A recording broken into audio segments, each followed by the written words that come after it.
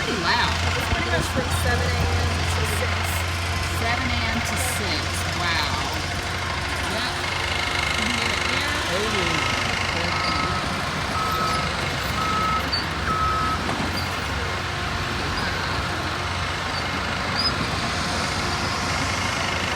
All right. Good afternoon, and thank you for taking time.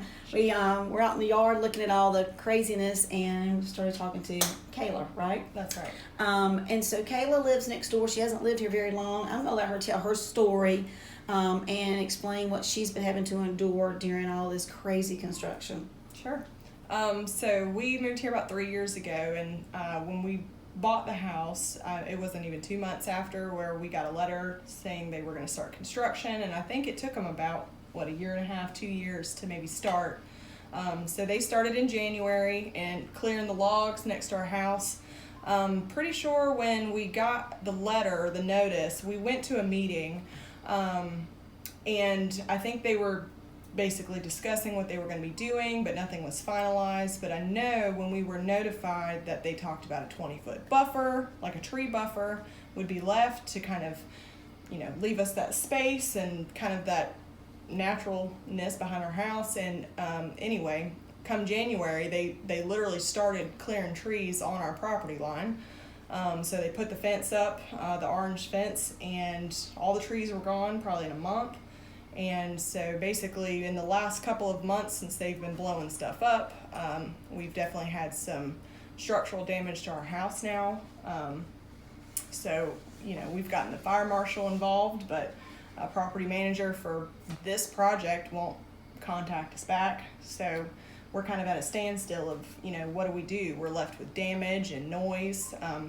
I work from home, but I can't really work from home because it's extremely loud. So, having to spend more money just to go somewhere to work when I don't really need to. So it's just, kind of one thing after another. My husband was mowing the grass yesterday evening, matter of fact, and mowing up near the road where they've done the dust sweeper and pushed all that red clay off. But he's basically, our mower's been hitting rocks about this big from where they've pushed it off the road and stuff into our yard. So, there's damage to our lawnmower blades and stuff like that. So, again, it's just like one thing after another. And who's going to be held accountable and responsible for all this damage and money we're going to have to spend to fix our house? That's right. Did I hear you say earlier when we were out in the back that there's potential damage to your septic system? That's right. So when we were told about the 20-foot buffer, and then it ended up where we weren't going to have a 20-foot buffer, they put the construction road right on top of, I have a sand filtration septic system, and where you put your tablets in for the filtration, that pipe got completely run over by that road, so it's not even there anymore. And so I'm on a permit with the state where they're supposed to inspect it yearly. So Right, I've tried to contact them to come out early this year to see if that's in fact what they did, and I haven't gotten a response from them either. So Right. it seems like nobody's really willing to go out of their way and help anybody. Wow. Yeah, I know my family's has a similar permit. We had to put the tablets in there, and then those pipes are damaged when they do come and inspect. Obviously, there seems to be some kind of issue, and we definitely want to make sure that if someone's responsible for damaging your property, that they take care of it. That's really unfortunate. I'm really sorry. Yeah. Describe what times of day it's really starting up as far as you guys and your work hours, and how that's really impacted you and your husband. Yeah, sure. So my husband he works full time, but he goes in and comes home at a later time than most people. He'll go in at 10 or 11, and he'll come home at 6:30, 7 o'clock at night. But they're already starting at 7 a.m. This past Saturday, I know for a fact they were out there at 7:30 because I've basically started to have sleeping issues because you don't really have any, your morning time is ruined, and then that's how you start your day. So I think they're there from 7 to 6 o'clock at night doing all of that. So 6 days a week, out of 6 days a week. Well, I don't know if it's every Saturday, but it's most, it's started to become most Saturdays, I think, because I talked to one of the foremans over here, and he said they're behind. So They're trying to probably catch up. Right. I'm really, really sorry. So you say you had also some cracks inside your home, as Mhm. well as your exterior Mhm. of the brick has cracked even more. So, Yeah, they did an initial inspection, that was offered for free, but I'm sure that was to kind of cover their own behind in terms of us making claims that there's damage. But the report that I received is barely legible and there's no photographs. So I know that we had a structural kind of, mortar cracking in this one particular area that I know has. So obviously that was a weak point, which is only going to be exacerbated if you vibrate the whole house. And so it's actually spidered out, and there's a part of my windowsill that's just kind of sitting there. It's just kind of balancing. And so there's been some interior cracking at some door jambs, separation in the ceiling. So I just can't imagine it's going to get any better on its own. Right, because we're still in the fairly early stages of this development. Well, I was just speaking to him, and he said that they're going to come up basically not even 50 yards from our house, basically where the problem area of my house is, and blast within the next week and a half. And blast right up against your line. Oh my goodness. So no 20-foot buffer, and then they're going to blast all the way up. So these were promises they made that are obviously not being kept. Particularly, yeah. Oh, that's just not right. It's just not right.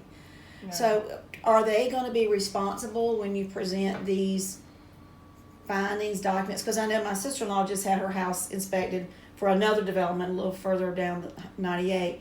And they came in and did the inspections, and they took all their measurements and everything. At what point are they supposed to follow back up to see what damage has been done? Well, we've made contact with the fire marshal of Durham, and he sent us the permit that they provided for the blasting, and that has all these different parameters in there of what they can do. It did say in there that if they were within, I think, 500 feet of a water source, or, for us it would be our wells, that they were to take, samples before and after.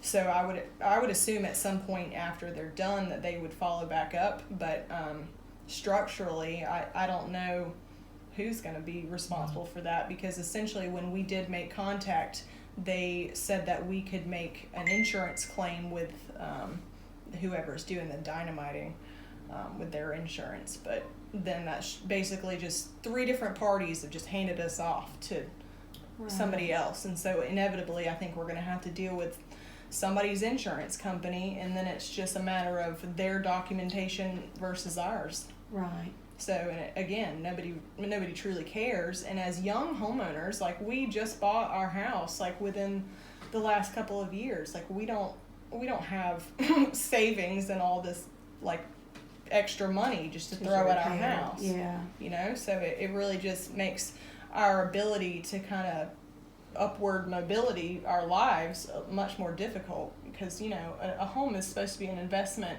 anyway, and it's just become this big catastrophe for us. Like, our first home, this is what happens to us, and it's just a bit ironic. And now you got to, if you were to sell it, you got to find someone who wants to come deal with all of this, which is not going to be. Not many people would want to deal with that. Mm-hmm.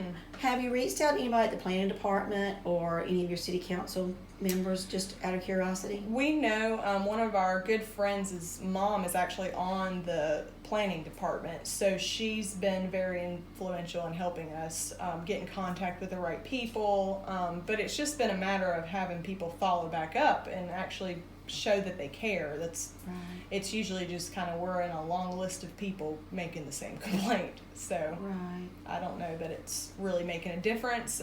That's kind of where we're at right now. Is it feels like we've documented and sent concerns to certain people, and we're just kind of waiting to see if they're going to do anything.